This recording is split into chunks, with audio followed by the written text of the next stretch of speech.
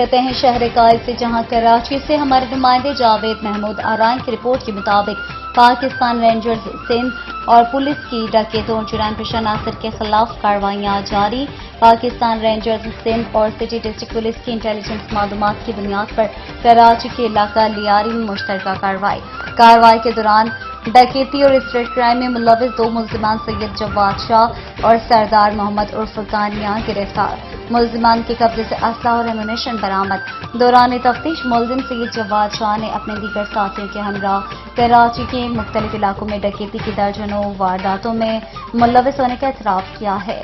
जनवरी 2022 में मुल्जिम सैयद जवाद शाह ने अपने दीगर साथियों वहीद और वकास के हमरा नाजिमाबाद नंबर 2 के इलाका में पेट्रोल पंप पर डकैती की थी, जिसकी वीडियो सोशल मीडिया पर वायरल हुई थी। मुल्जिम सरदार मोहम्मद आरिफ का नया अफगानी अपने दीगर डकैत साथियों अमीर सखी और जाबर अफगानी के हमरा शहरियों को असले के जोर पर लूटते और तशद्दुद का निशाना बनाते थे।